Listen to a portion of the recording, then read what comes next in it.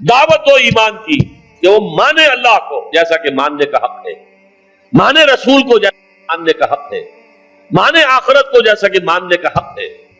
یہ یقین والا ایمان حاصل ہو جائے، یا تھوڑا سا آپ کو شد گمان یہ ہو کہ یہ تو ہمیں حاصل ہے تو برا نہ مانیے، حقیقت کیا ہے کہ ہمیں یقین والا ایمان حاصل نہیں ہے، اقرار باللسان والا ایمان حاصل ہے۔ ایمان مجمل کی تعریف آپ نے یاد کی ہوگی بچپن میں، آمنت باللہ کما ہوا باسمائہ وصفاتہ وقبلت جمیع احکامہ اقرار باللسان وتصدیق بالقلب۔ اقرار باللسان سے ایک آدمی مسلمان بن جاتا ہے، تصدیق بالقلب سے مومن بنتا ہے۔ جب دل میں یقین بن جائے، اگر ہم اپنے گریبانوں میں جھانکیں وہ یقین نہیں ہے۔ کیا یقین ہے یہ قرآن اللہ کی کتاب ہے؟ اگر یقین ہوتا تو ہم اسے بے اعتنائی برتتے، اسے سمجھنے کے لیے عربی زبان نہ سیکھتے، اس کو دن اور رات کے اوقات میں تلاوت نہ کرتے، اس کے گہرائیوں کے اندر غوطہ زنی نہ کرتے۔ یقین اگر ہوتا، یقین نہیں ہے۔ یقین پیدا کرے ناداں یقین سے ہاتھ آتی ہے، وہ درویشی کے جس کے سامنے جھکتی ہے فقوری۔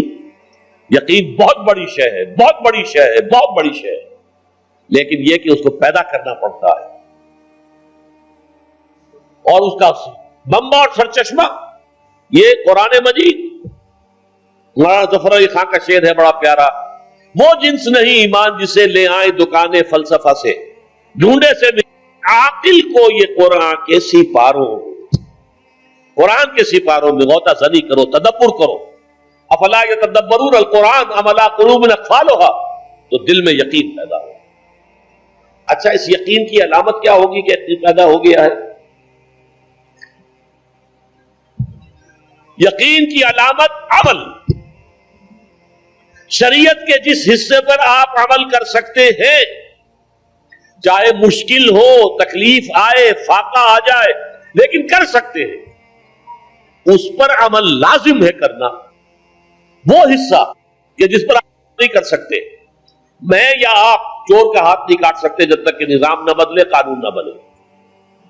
میں یا آپ یا ہم سب مل کر بھی یہاں کسی زانی کو رجم نہیں کر سکتے جب تک کہ قانون نہ بنے اور عدالتی نظام کے تحت جو ہے اس کا فیصلہ نہ ہو۔ ان چیزوں کو تو ہم نہیں کر سکتے، لیکن جو کام ہم کر سکتے ہیں، سود سے براہ راست تو ملوث نہ ہو، اپنے گھروں میں پردہ تو قائم کرے، اپنی معاش میں سے حرام شے تو نکال دے، فرائض تو ادا کرے، نماز، روزہ، حج، زکات، یعنی دین کے جس حکم پر ہم عمل کر سکتے ہو، چاہے اگر آپ شرعی پردہ نافذ کریں گے لوگ کہیں گے دقیانوسی ہیں، یہ اگلے وقتوں کے ہیں، یہ لوگ انہیں کچھ نہ کہو۔ آپ کا سوشل بائیکاٹ بھی ہو سکتا ہے، آپ کو اپنے بچوں کے رشتوں کے لالے پڑ سکتے ہیں، ان کے ہاں کون کرے؟ یہ لوگ جو ہیں یہ تو ان کے شرعی پردہ، یہ سارا کچھ ہوگا، لیکن کر سکتے ہیں آپ۔ کوئی قانون نہیں بنا ہے اس ملک میں کہ عورت برقع نہ پہنے، کسی نے قانون بنایا؟ پھر اگر اتارا تو کس نے اتارا؟ خود اتارا نا ہم نے۔ جس کے پاس 2 پیسے ہو گئے اس نے سمجھا کہ برقع تو شاید صرف غربت کی علامت تھی، اب 2 پیسے میرے پاس ہو گئے، برقع اتار دیا۔ چادر آ گئی، پھر چادر اتنی، دوپٹہ رہ گیا، وہ دوپٹہ بھی صرف رسی بن کر گلے کے اندر پڑ گیا۔ اللہ اللہ خیر صلی اللہ۔ یہ سارا کچھ ہو رہا ہے کہ نہیں ہو رہا؟ یہ کون کر رہا ہے؟ ترکی کے اندر تو قانون کرایا گیا، یہاں تو کسی نے قانون نہیں کرایا، یہاں تو ہم خود کر رہے ہیں۔ تو پہلا مرحلہ جو ہے ایمان یقین والا، اس کا ثبوت یہ ہوگا کہ شریعت کے جن احکام پر عمل کیا جا سکتا ہے ان پر لازماً کیا جائے۔ اگر یہ بھی نہیں ہے تو گھر بیٹھیے، پھر اسلام کا نام نہ لیجئے، اسلام کے غلبے کی جدوجہد کا دعویٰ نہ کیجئے، اسلام کو بدنام نہ کیجئے، اس لیے کہ اگر اپنی ذاتی عمل کیے بغیر آپ یہ کریں